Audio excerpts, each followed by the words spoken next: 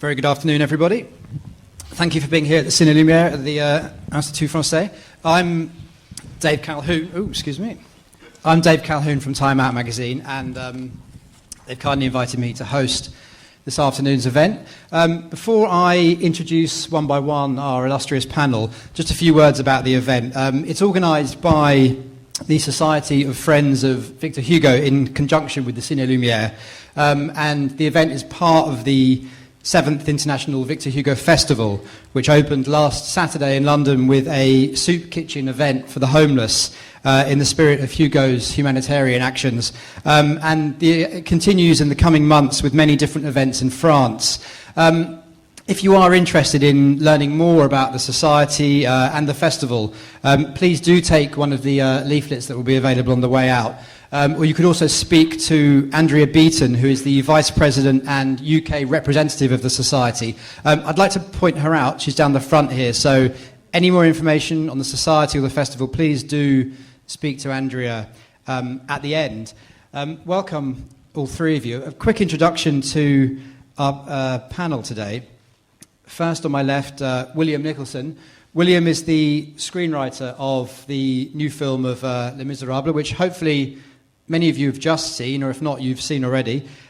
William's many scripts also include Shadowlands, Gladiator, and Elizabeth the Golden Age. William's also an award-winning novelist.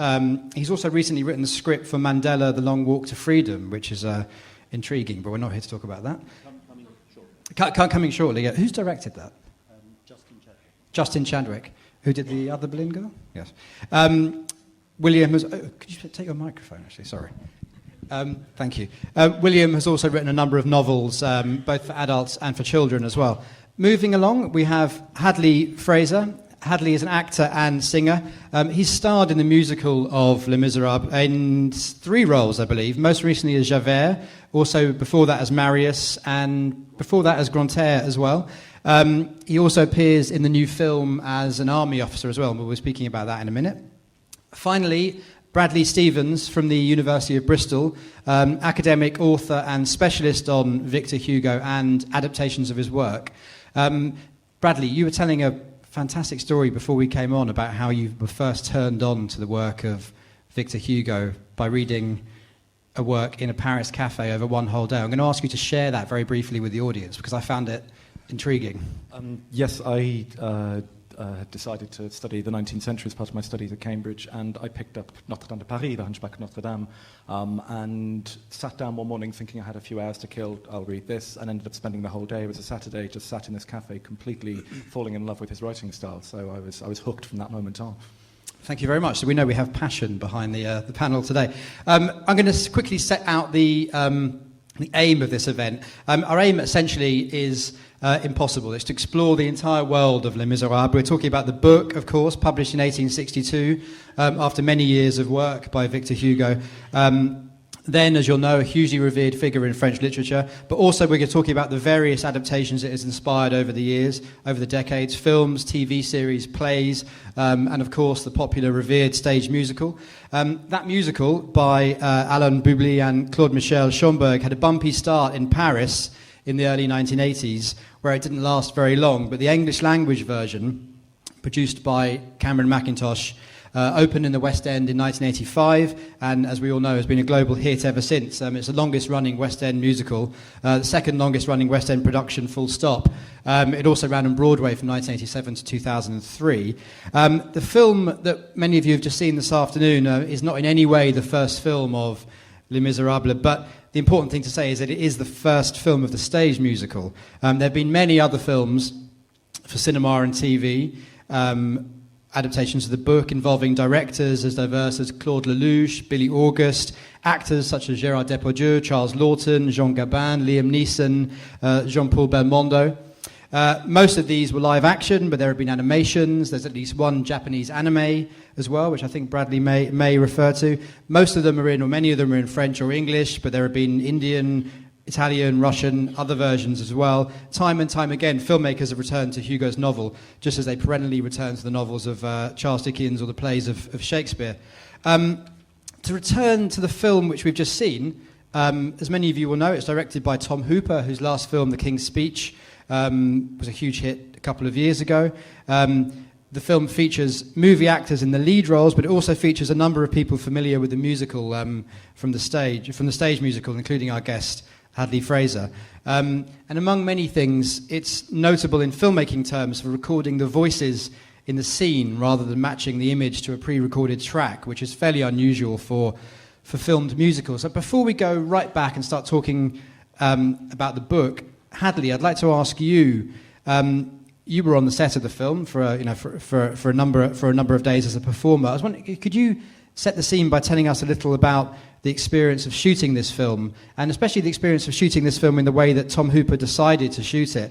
I mean, what were the challenges of recording voices in the scene, and what do you think are the benefits of it too?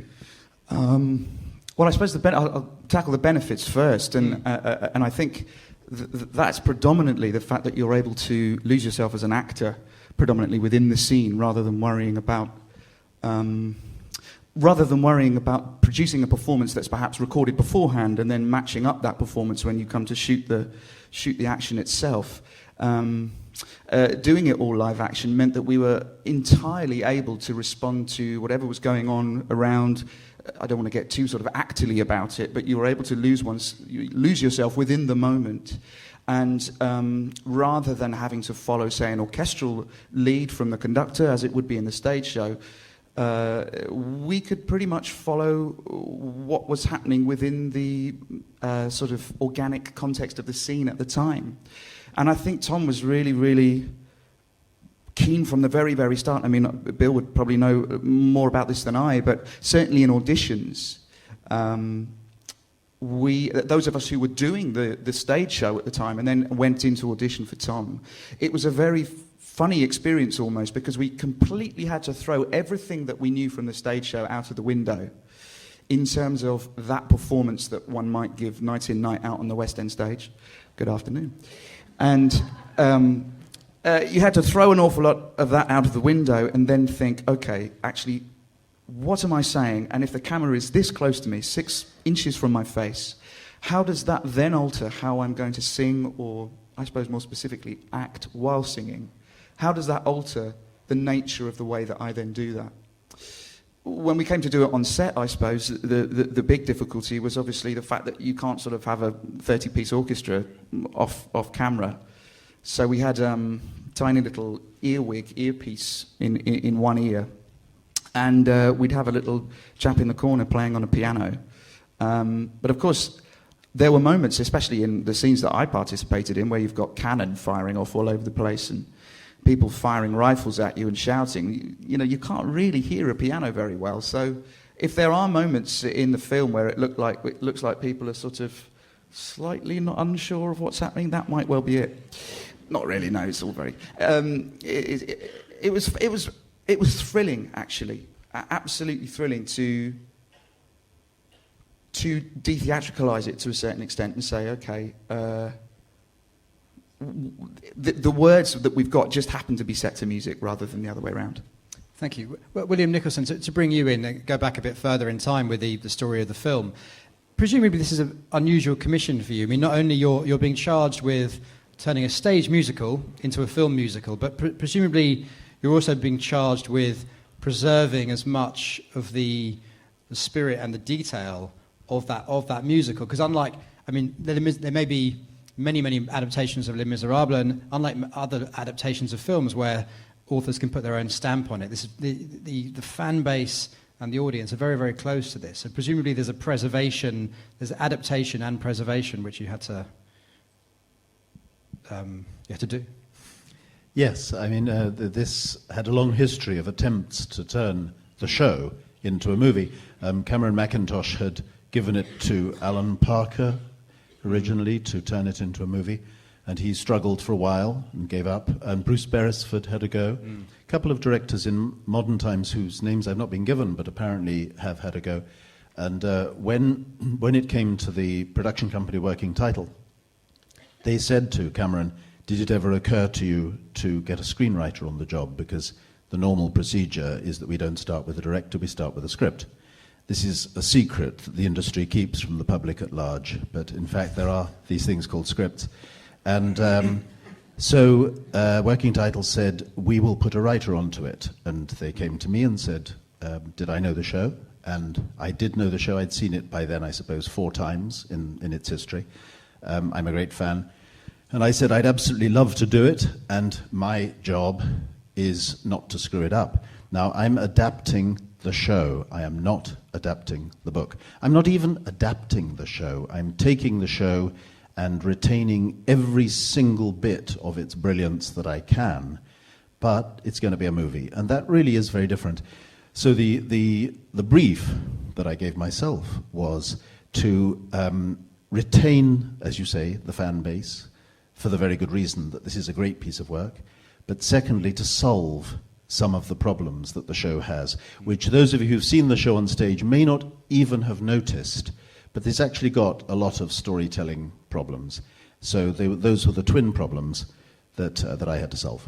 Did you feel that there were certain things you can get away with the stage musical, which once they're put there on the glare of the cinema screen, they would become problems? And that was part of your job, to identify those possible problems, find a solution. Yes, I mean, as Hadley was saying, when the camera is up close, you can't get away with stuff. When you've got a large crowd of people on a stage some way away from an audience, you can sweep them through with the power of the music.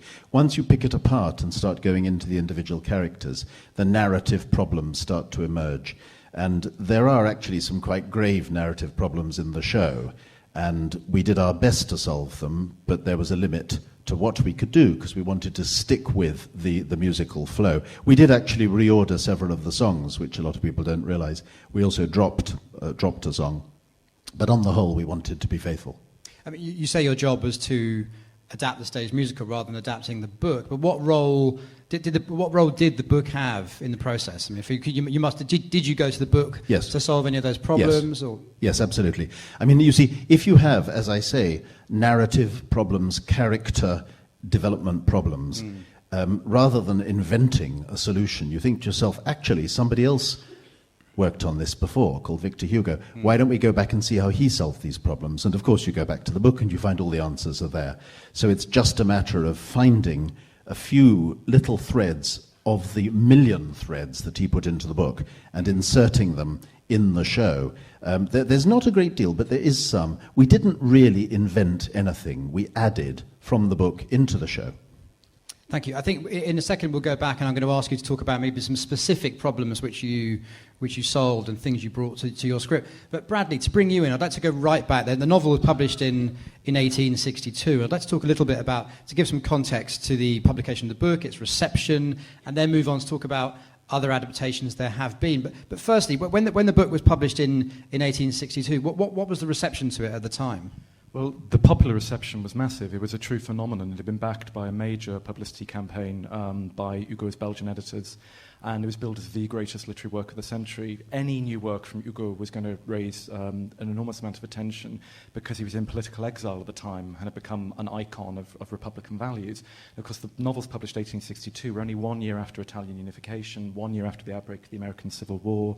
So there was a sense that the liberal spirit had been galvanized in a lot of Western countries. When the novel was released in stages in the spring of 1862, readers lapped it up. The stories of bookstores with queues around the block, people waiting since 5 or 6 in the morning for the next installment, and readers absolutely adored this story. The critics were mixed. There was a split that's been noted by various specialists between more conservative thinkers who felt that this novel was too grandiose, took itself too seriously, and also was manipulating readers emotionally. The liberal thinkers at the time, or the liberal press, if you want to call it that, were more receptive, but still identified various flaws in the novel, not least this idea that it was something quite organic and sprawling, and didn't necessarily have the coherence they might expect from some other authors.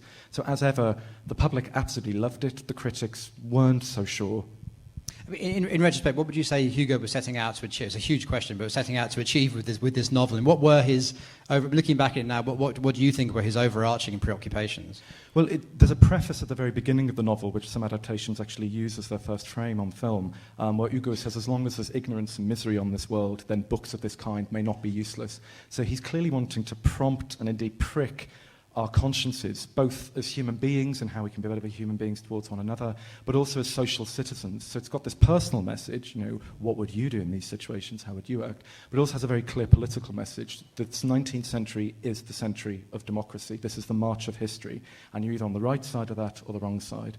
And these are the conundrums, these are the dilemmas you have to face. You have to embark on this road to redemption in the same way that Valjean does, in many respects. And obviously, real places, events, social conditions form the backdrop to this novel. Events such as the 1832 uprising. But is there any evidence that Hugo was basing his principal characters on any real people? Yeah, there is. There's various biographical strands you can trace through the novel itself. So Valjean is said to be based on a criminal mastermind known as Vidocq. I say mastermind, but this is the cliché we've now inherited. Marius is very much based on Hugo's own experience as a student in poverty when he was beginning to study law in his early 20s. And so the wedding date for Marius and Cosette is the same date that Hugo and his long-term mistress come together. So there's a number of biographical details you can identify in the text. In terms of key characters coming in, or key figures from public life, not so much, aside from the digressions to the king, Louis-Philippe, who he knew personally at the time. And General Lamarck. And General Lamarck with his death in 1832. So the insurrection itself is a real event, also the Battle of Waterloo. In terms of real characters actually working in the narrative, no, it's not a case of taking true life and transferring it. He drew on his own experiences, of course, but wasn't trying to copy anything. Now, let's move on to talk about the realm of adaptations. You've done a lot of work on adaptations of the novel, but we'll move on to talk about cinema's treatment of the novel. But I wonder if you could just fill in about pre-cinema. There was, I believe, the first adaptation of the novel was a stage adaptation by Hugo's own son, Charles. Yeah, Charles in 1863 in Brussels. So Charles and the family friend Paul Maurice adapt Les Misérables into a theatrical production just a year after the novel's been published. And this is staged in Brussels because Hugo is still in exile from France at the time. And this is seen to be the very first adaptation. It depends how you interpret adaptation. Gustave Briand's illustrations of the characters, which, if you look at them now, quite resemble the character posters used in the advertising for the movie. Yeah. They were produced within a month of the first volumes coming out. So right up until the Lumière brothers, who patented cinematography, when they do their 92nd film of Victor Hugo and the main characters of Les Misérables, you get this history of stage adaptations, reading groups and recitals, one-man acts. Scottish actor Norman McKinley did a production called The Bishop's Candlesticks. Benoit Coquelin, I think his name was, did a one-man show looking at scenes with Jean Valjean in Paris. So there's this urge amongst the public, but also artists, to bring Les Misérables into different forms and contexts. And the relationship between Valjean and Javert, obviously is the backbone of the stage musical, the backbone of many of the film adaptations, and is the backbone of this new film. Was that dynamic central to thinking to some of the earlier adaptations which you're aware of? Was that dynamic central to those? Was it something that was heightened very early on in adaptations, or did any of those adaptations go in very different directions or take very different focuses? No, Valjean was certainly the focus, and that rivalry with Javert became a key preoccupation of many of these adaptations. I think looking at the narrative structure of Les Misérables, if you're going to focus on Valjean as your protagonist, then you have to give an awful lot of traffic to that relationship with Javert. It's crucial. I think Seeing the way in which Javert does not always come across as the villain, though, it's quite key. Now there's this cliche that he's this man in black, this ruthless cop, this badass inspector, as some critics have called him in the recent reviews. And of course, he's not the villain, he's not the antagonist. That's more the Thénardier's role. So it's looking at the dynamic as two flip sides. Javert, I think Hugo calls him, he's all that is good about evil because he's so single-minded. And so there's an awful lot of dignity and nobility to the character that you notice in these early adaptations. Now, I think you quoted earlier, and I've read it elsewhere, that there are probably about 60 so adaptations. Yeah. That figure, is that referring to film and television adaptations, or is that including theatre? No, that's just including that's just film and television adaptations. There's over 60, we estimate, and from all over the world: Russia, Mexico, Brazil, India, Egypt. I think there's a production at the moment ongoing in Morocco, resetting Les Misérables in the context of the 1920s Moroccan rebellion. So I think there's this massive wealth of cinematic and filmic responses to the novel.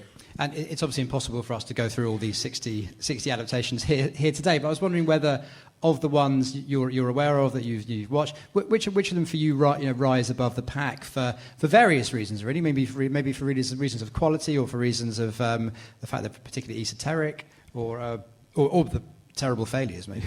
There's two that immediately spring to mind. There's a 1934 French film of Les Misérables by Raymond Bernard, which is nearly 5 hours long, so you need to be prepared for that running length. But that is, it channels this incredibly expressionistic vision, so tilted camera angles, lighting, great use of space. It's a wonderfully sweeping version. The other version that always comes to my mind is Claude Lelouch's 1995 version of Les Misérables, which not only retells the story within the context of the Second World War and the Nazi occupation of France, but actually plays with the whole process of adaptation. The characters talk about the novel. The central hero notes the parallels between his life and Valjean's and the other characters. And it's this wonderful statement about how we continually return to stories that not only bring us pleasure, but also help us understand new experiences. William, coming back to you, so we're talking here about this long line of adaptations, but I guess with the caveat which we introduced at the beginning is that your film, the new film, is the only film of the musical. But did you feel you were in a long line of adapters, or because your source was the musical, was it year zero for you in terms of cinematic? It was versions? year zero. Yeah. I haven't seen any of these versions, nor would it be helpful to do so. I was working from the show that was my primary source, my only source, backed up by Hugo. So going back to what we were saying before, you said that you felt that one of your primary roles was to identify certain. You had the musical, you want to transfer it to screen, but identify certain problems that needed solving. I wonder whether if you could give us an example of one particular scene or sequence where you really felt there had to be significant changes made for it to work on screen. Sure. If you're familiar with either the film or the show, you'll know that when we move from the opening sequences into Montreuil, the little town where Valjean is going to appear suddenly and mysteriously as a wealthy benefactor and a mayor. In the stage show, what happens is we get to the factory, we discover that Valjean is rich and successful and good. Javert mysteriously turns up and we're not quite sure why. And Fantine runs foul of the foreman and is expelled, and Valjean fails to save her from being expelled by inadvertence. He's not paying attention when she's kicked out. In the stage show, what then happens is he's so smitten with guilt over this that he vows to take on Cosette, and this determines the entire rest of the story. We all felt that this was weak, that he didn't have enough motivation to make such a major change. We were also concerned about the appearance of Javert and its coincidental quality. So what we did was, and this doesn't happen in the show, as you leave the French mountain village where he tears up his ticket of leave, what you come to next is not the workers in the factory as in the stage show. You come to Javert, and he's thundering on a horse across the countryside, and he's heading somewhere. And so we're now with Javert. So it's Javert who is taking us to Montreuil rather than Valjean, which is a switch around. When we arrive there, we realize that Javert is going to go and meet the mayor in the mayor's factory. So all the coincidence is removed. But something important now happens. It is as Javert enters that the fracas happens with Fantine and the foreman. Valjean, who would, we presume, otherwise have been in control and would have said, sort this out, but don't sack her, we don't do that kind of thing, suddenly sees Javert and he freezes in the middle of a statement. And that freezing causes Fantine's fate to follow. The foreman kicks her out.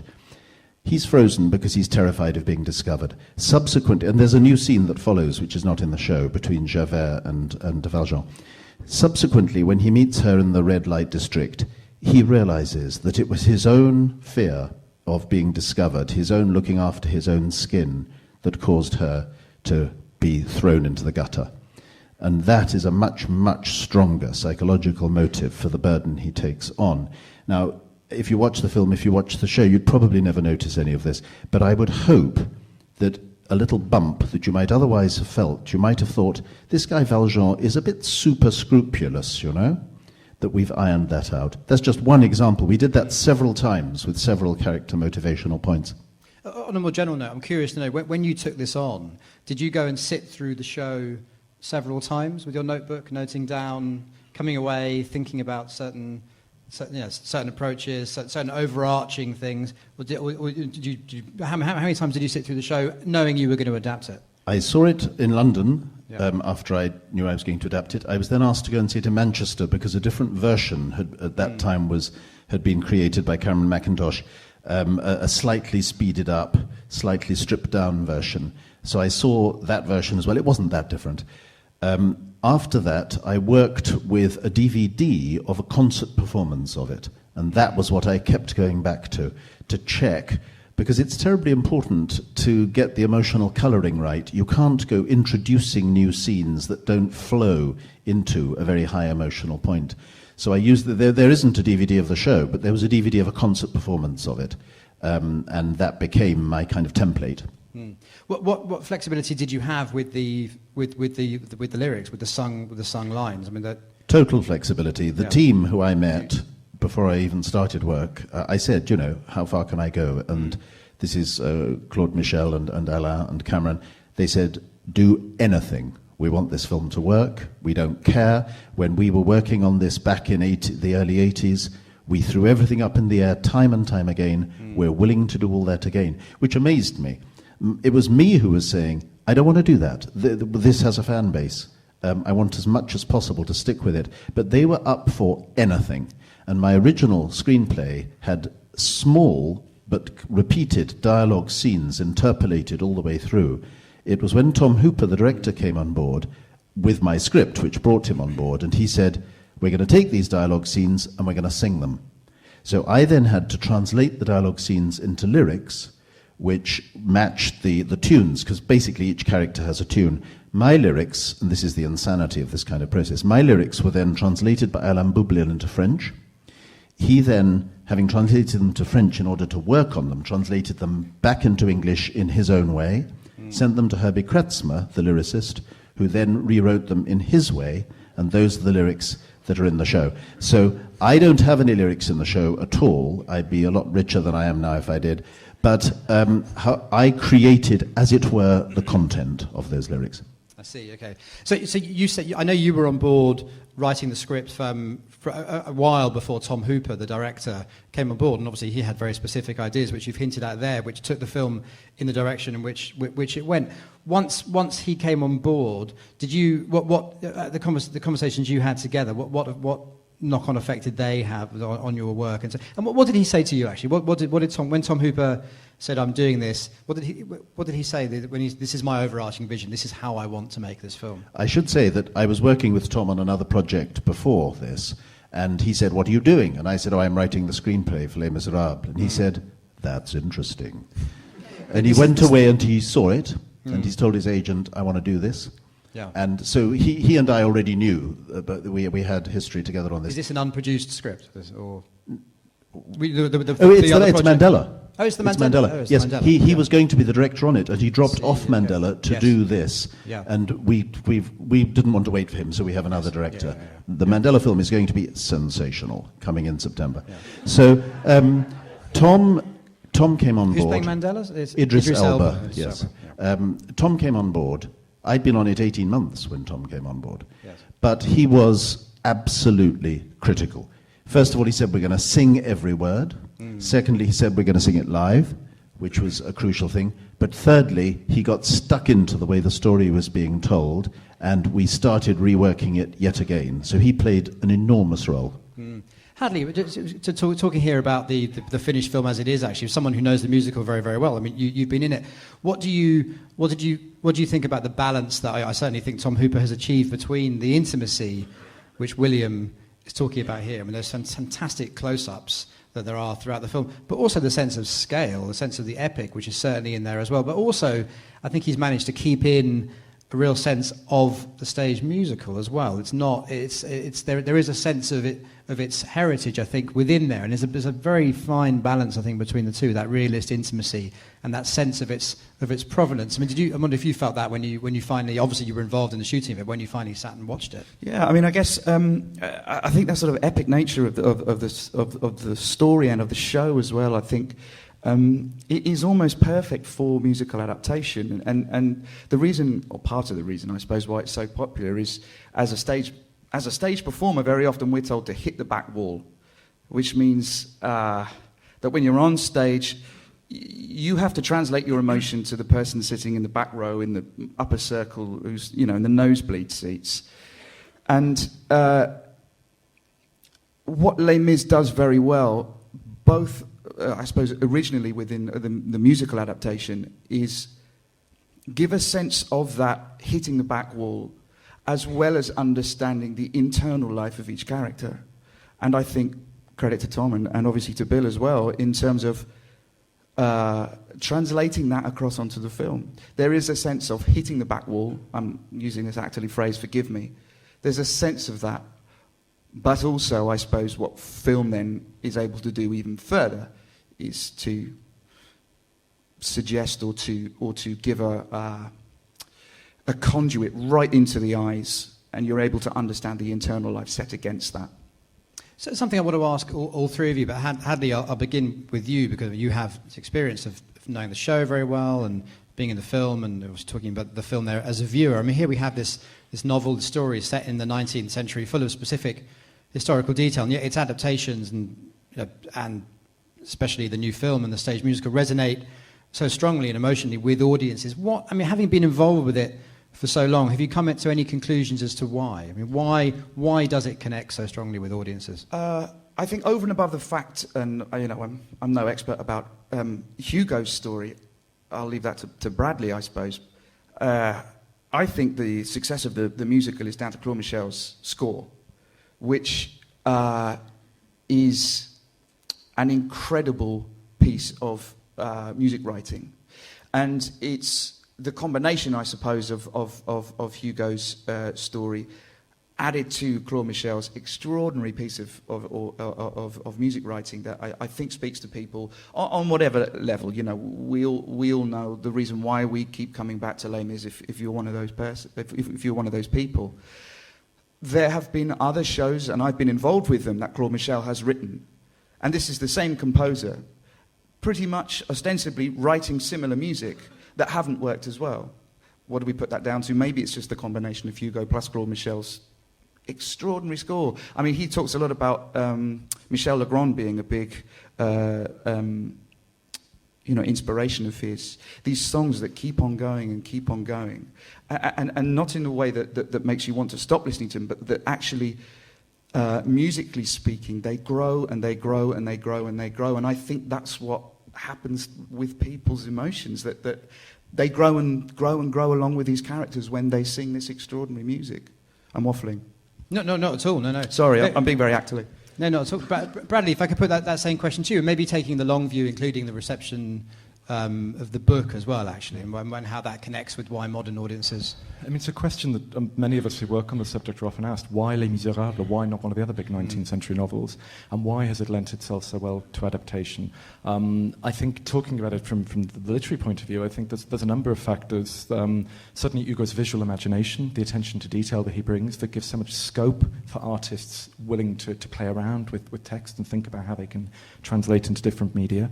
I think we can't underestimate the use of character. Hugo is a master of creating these archetypal figures. So Jean Valjean is the everyman, Fantine, the self-sacrificing mother, Javert, the single-minded servant of authority, Gavroche, the precocious child, Marius, the idealist, young revolutionary. So there are a number of characters who translate very easily across not only time, but also cultures. And I think that connects with an awful lot of readers. Beyond that, I think that the ways in which Hugo knows how to both plough certain human emotions, compassion, pity, anger, impatience, both through the characters but also as readers when you're reading this thing, just as things get heated up, for example, with Valjean taking Marius down into the sewers, suddenly we get a history of the sewers as if to go, well, you can all breathe a little bit now as I let you off the hook, but you become more impatient as a reader to find out more.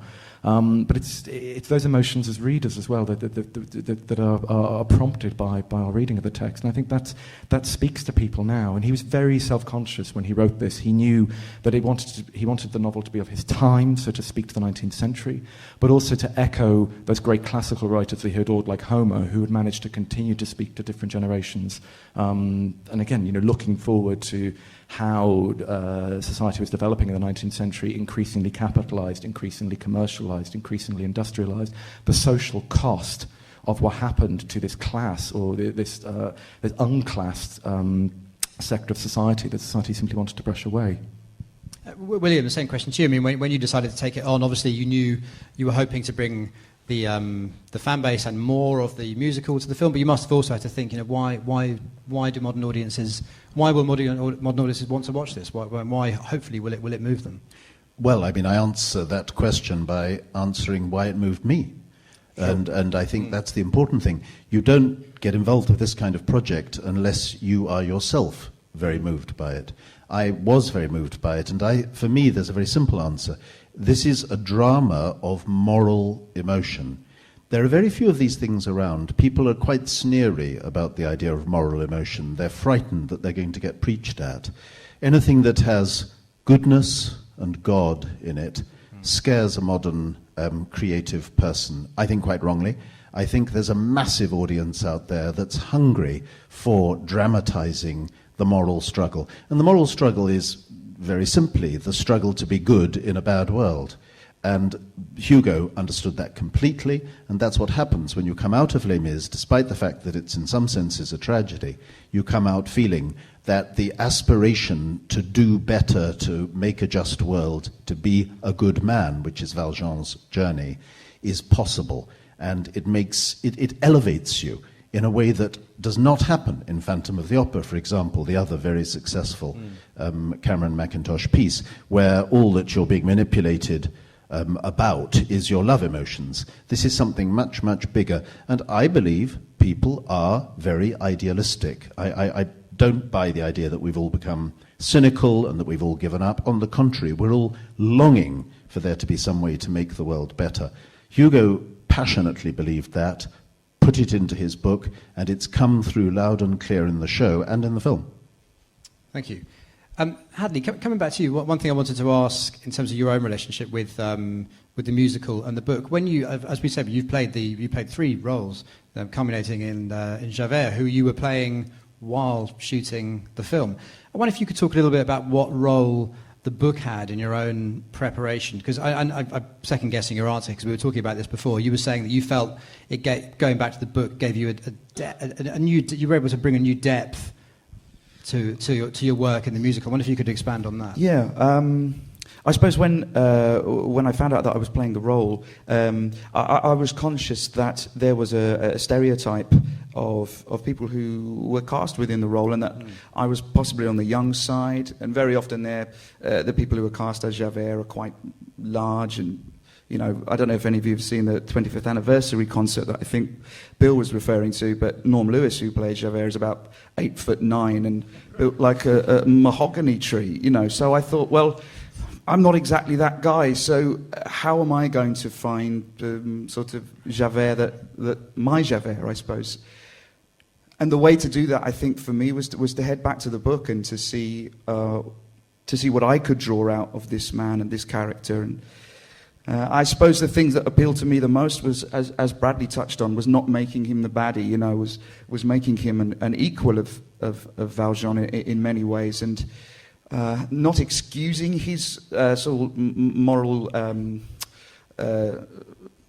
his sort of very strict moral guideline, but by the same token, trying to understand it. It's quite a difficult thing, I suppose, perhaps for someone of our generation to understand. And there are problems, I suppose, that I encountered, as in suddenly finding a reason to commit suicide. That was something that I really struggled with. So again, I went back to the book and tried to piece together why suddenly this man who was so right and believed in himself so much, why by being proved wrong and someone showing him compassion, was he then able to go and to kill himself? There's one thing I will say, I suppose, is that when you're tackling a new show, you're able to delve into this stuff a little bit more in greater detail. When you take over a role that's already been done before, an awful lot of that work is down to you to do yourself. Rehearsing for the West End production, you might have 3 or 4 weeks. Most of that is taken up in terms of you stand there, you sing after that gunshot, and make sure you don't miss your lighting cue. So there will be actors out there who possibly don't return to the book, and that's, I suppose, perfectly valid. And the musical, I suppose, is its own entity now, and people will look to be inspired by their take on the character, in pure terms of what happens in the musical. But for me, it was very much a question of going back to the novel and thinking, okay, who's this guy in the novel, and how do I put him on stage? Thank you. One final question there, actually. As someone so closely involved with the stage musical, did you fear in any way the fact the film was being made? Were you nervous about it coming to cinema screens, or did you just see it as an opportunity? Well, yeah, I suppose so. My agent certainly did. Fear or see it as an opportunity? No, I think I speak for the sort of theatrical community and those people who have been involved in the stage show of Les Mis down the years. I mean, we were all sort of crying out for it to a certain extent, and also I think crying out to almost validate the musical. And it's so great listening to what Bill was saying about people being, proving people wrong about being connected to moral emotion, and I think from our point of view, we were very, very keen for this wonderful show to be seen by people on film who might not otherwise be able to see it, because we love doing it. I'm going to start taking questions from the audience in a second, so please do think of anything you'd like to ask anyone up here on the panel about anything we've been talking about, and there will be a microphone going around. Before we do that, talking about the musical there, we'll be talking about the film. I'd like to ask to end our bit of the discussion on the book, Bradley. I mean, you work in a university context, you work with students of French literature. It is a huge book. It's a huge, unwieldy, discursive. I mean, the story which people are familiar with from the stage musical and from this new film is part of it, but there are huge diversions on, which go on for many pages on various subjects. Battle of Waterloo, French slang of the time, argot of the time.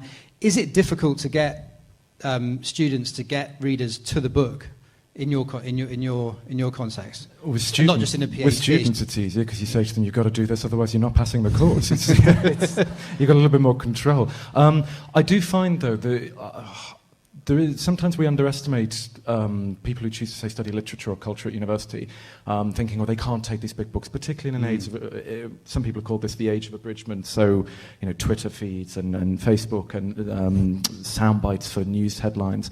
And in fact, viewing habits are changing. It doesn't mean that attention spans are shortening, or indeed that the interest in this kind of story, as Bill was saying, has dwindled in any way. So I actually find with the students I've had the pleasure of teaching, both at Bristol but also Cambridge and over in the States, that they are completely in love with this story, and they love it as readers, but they adore it as critics as well. They really sink their teeth into it. I think in terms of the book itself, for the general readership, I think people come to the book through different adaptations now. So people will see the musical and will want to read the text. Whether they read the entire thing, I don't know. I think more research would need to be done in that respect. But something you do notice is with something like Les Misérables as a text, the digressions for a modern reader, you can, if you wish to, skip them.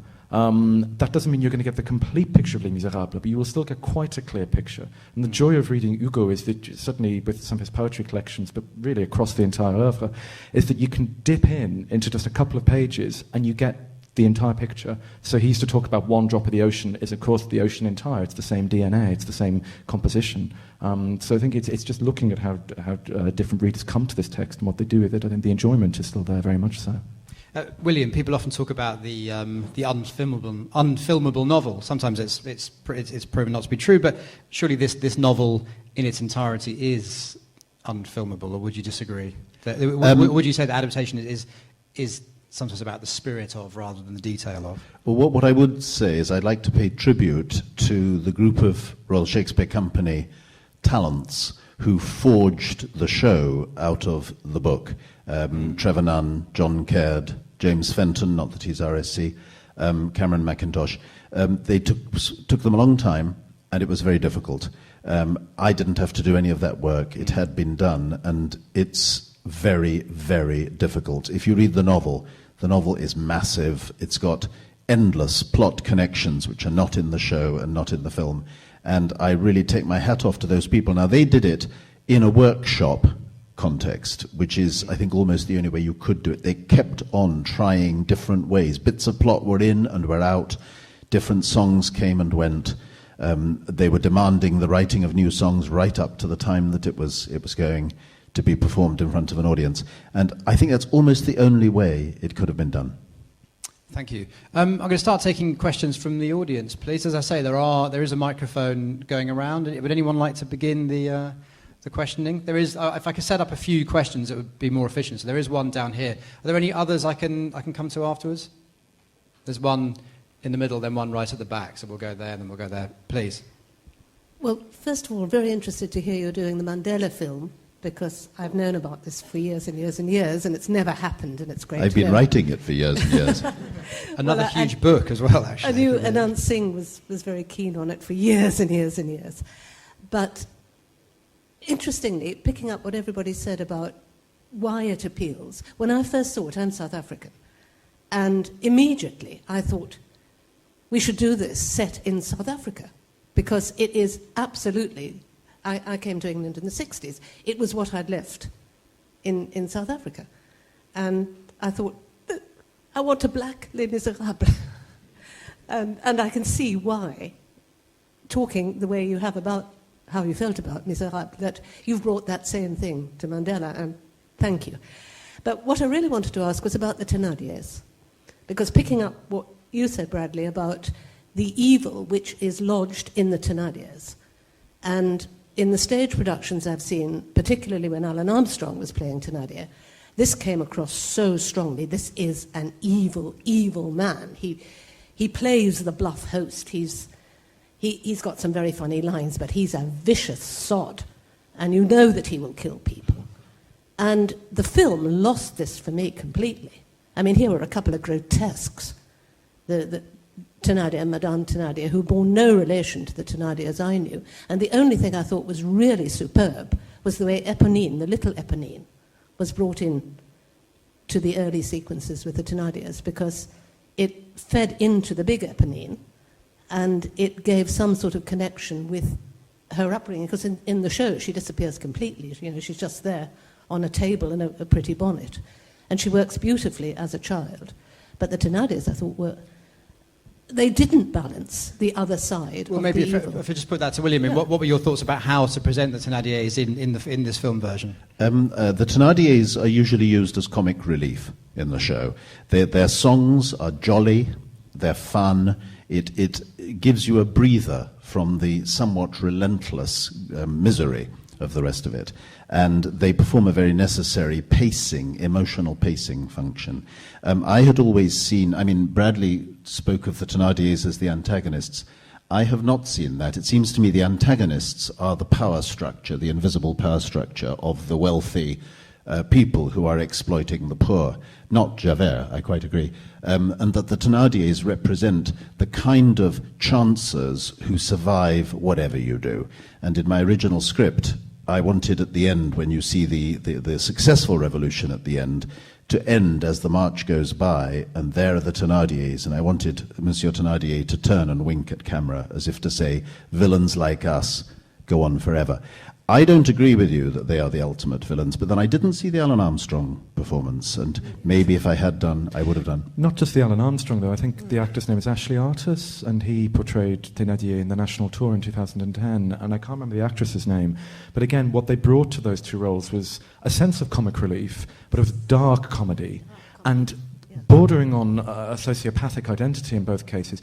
I think with the Thénardiers, I can see your point about the social structure, and indeed they are a product of this structure. And I think Hugo's main target is certainly the anonymous power structure, and sometimes you see that vocalized through various bourgeois characters in the novel. But Thénardier makes choices, and he makes dark choices.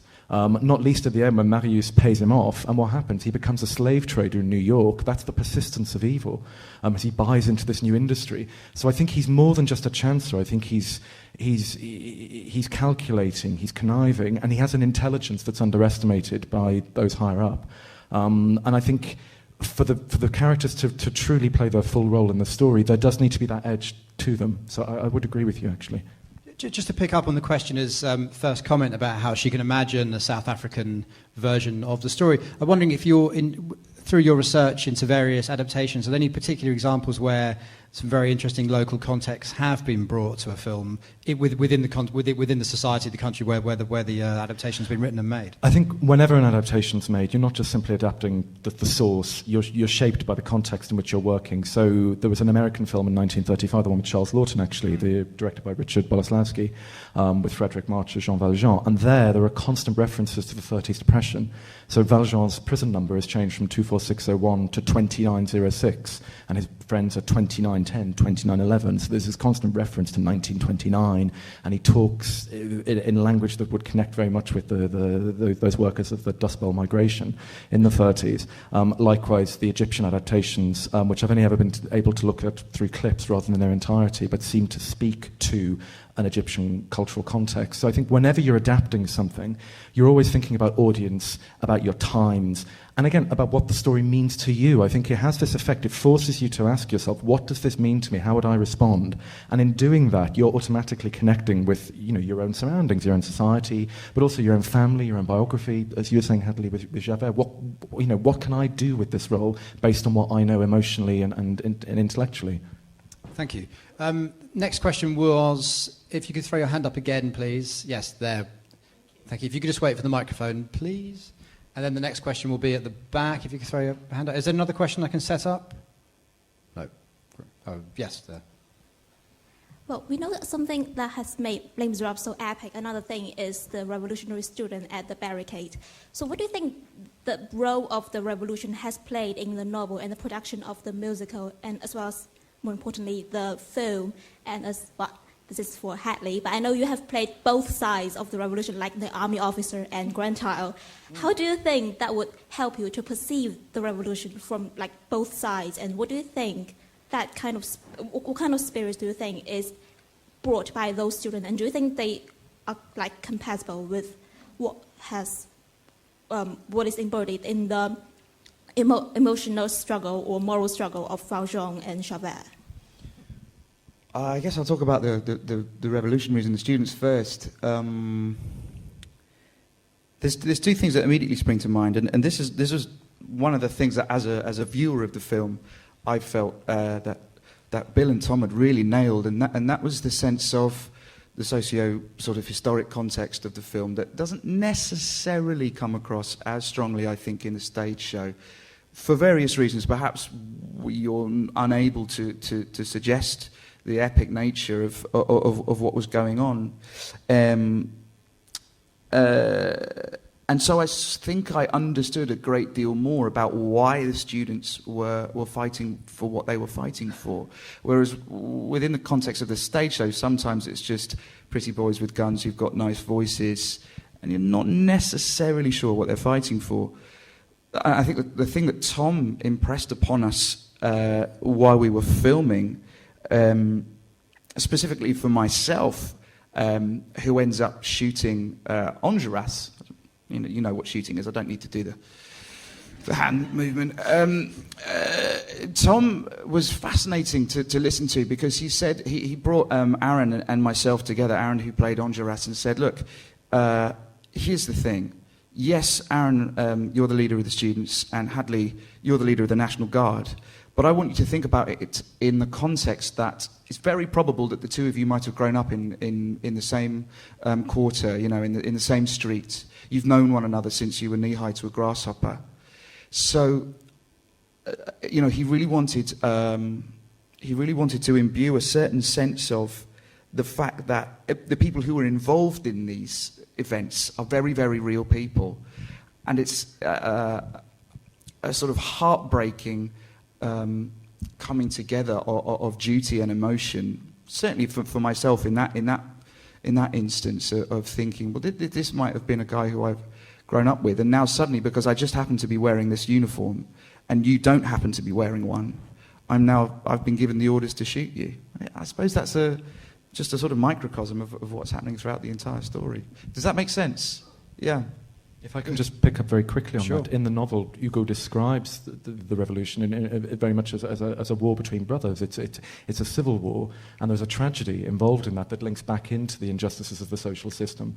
And this, I think, pricking your moral consciousness as a reader to see Javert and Valjean, who are very much flip sides. Remember, Javert is born to a fortune-teller mother and a galley prisoner father, so he's one of the Misérables class as well in many respects. And then with the students and the authorities, you have to have that sense of loss, that sense of missed opportunity, and this is what Hugo really wants to convey in that idea of brother against brother.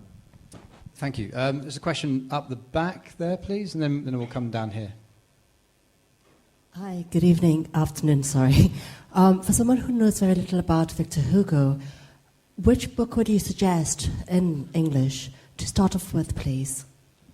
It's probably a question for Bradley.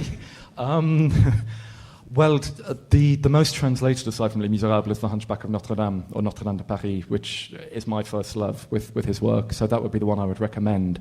Again, for its picture of society, for its picture of those who are disadvantaged, but also for its exploration of moral dilemma, and the human responses within certain social structures, not least the response of the hero of the priest Claude Frollo within the church. He becomes an antagonist. I shouldn't say hero, but there are people who think he's a hero. Aside from that, it depends on the translations. It's true that there are English translations of his other novels, but there aren't many translations of his plays, and his poetry is translated in bits and bobs rather than in complete works. So this is a plug, if there are any translators in the audience, to do a bit more work, if we could, to spread the word to those who don't read French. You can follow Bradley's example and read Notre Dame de Paris all in one day in a Parisian cafe. Need a lot of caffeine. And cigarettes, I think you said, but if that's your taste. There was another question. Well, I will come down here, but there's another question near the questioner there. So just for ease of microphone movement, if we could take that one, then we'll come here. Thank you. I just wanted to, I don't know how much insight you had into the casting process, but obviously when it first came to the stage, most of the main characters were relatively unknown. Do you think it was an asset to the film that there was such there was an all-star cast, or was there actually a risk in that there wouldn't be as much of an emotional connection because it was, very much a blockbuster? If you maybe you could talk on behalf of the production there from Sure, that basis. Yes. You're quite right. I think that was an important decision. Of course, this was entirely Tom Hooper's decision. The point about casting big names is commercial.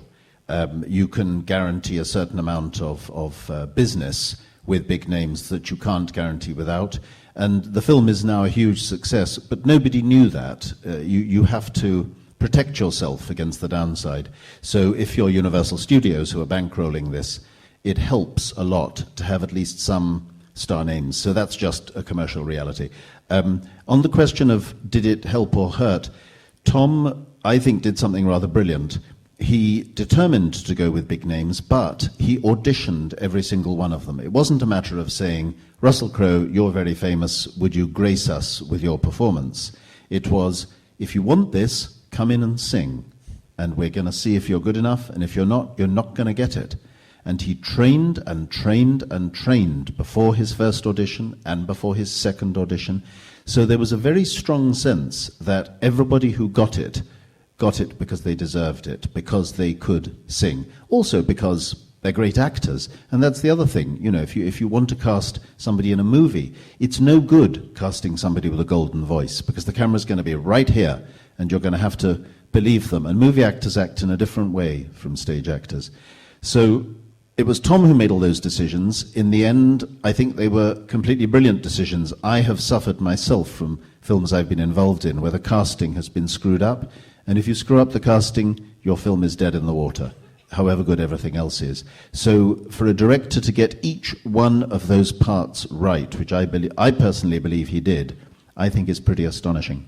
Hadley, there must have been huge fascination within your world, the world of the stage musical, as to who was going to take these roles. I mean, did everyone have an open mind? Was there any eye rolling when names No, were I mentioned? don't think so. I think to a certain extent we're relatively aware of what Bill says. You know, that's the reality of that business, and to a certain extent that's now it's the same within the stage situation as well. You know, there's a reality these days about perhaps casting someone who's been in a particular TV talent contest or something like that, which perhaps sometimes is at the detriment of the thing itself. But I think. For those of us who were involved in the stage show at the time, we were actually quite astonished to the extent that these big names were so committed to telling this story and to being proper singers. You know, I think Hugh Jackman sort of was continuously warming up on set because he never wanted to let that part of his instrument go. I've done a couple of movies before, and I've never felt a feeling like this on set. It felt like a stage show in terms of the camaraderie between people, and I think that's possibly because it was a totally different situation. I.e., everybody had to sing, and so I think most people within the stage community were very were much like fans. You know, oh, I'd quite like to see him doing that or her doing that. You know. No. Thank you. This will have to be our final question because we're going to bring things to a close. So if I can come down here for that question, please.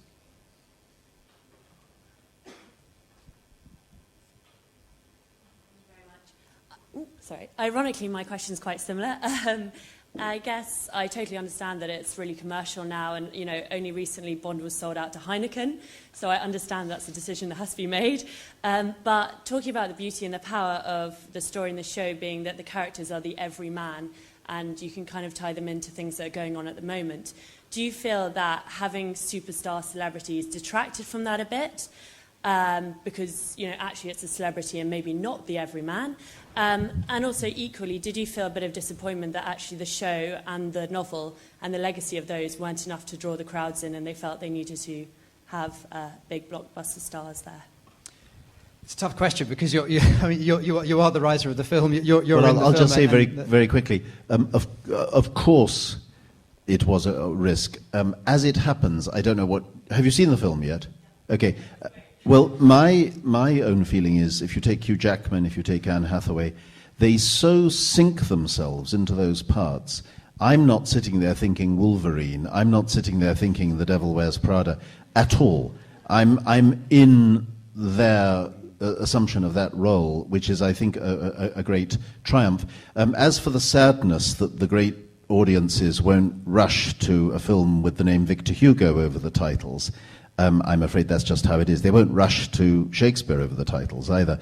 Because with a movie, if you're spending 70 million, 80 million on it, it's not good enough to have 100,000 people see it in a theatre in London. You've got to have millions of people see it, millions, to get your money back. So, I'm just grateful that they're willing to spend the money, frankly, and if that's what they need to get people in, all power to them.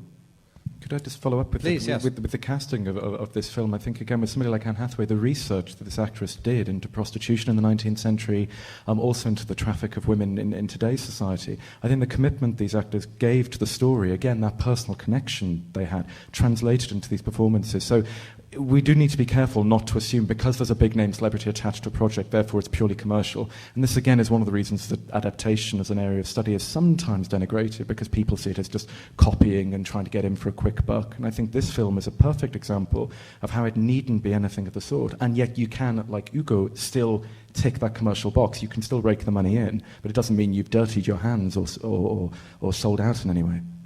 Thank you. I'm going to have to bring things to a close now. All three of you, William Nicholson, Hadley Fraser and Bradley Stevens, have been incredibly generous with your ideas and your experience with this huge subject, with book, film, stage musical, and the entire history of the adaptations of the book. Thank you. I hope everybody out there will take something interesting away from it. Thank you. I'd like to thank the Ciné Lumière as well for having us here. Thank the Society of the Friends of Victor Hugo as well.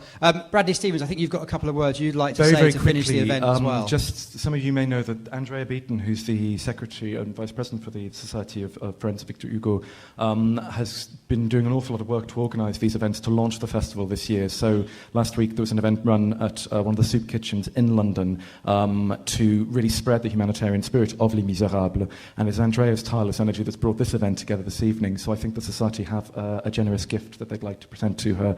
And if we could please give her a round of applause for the work that she's put in.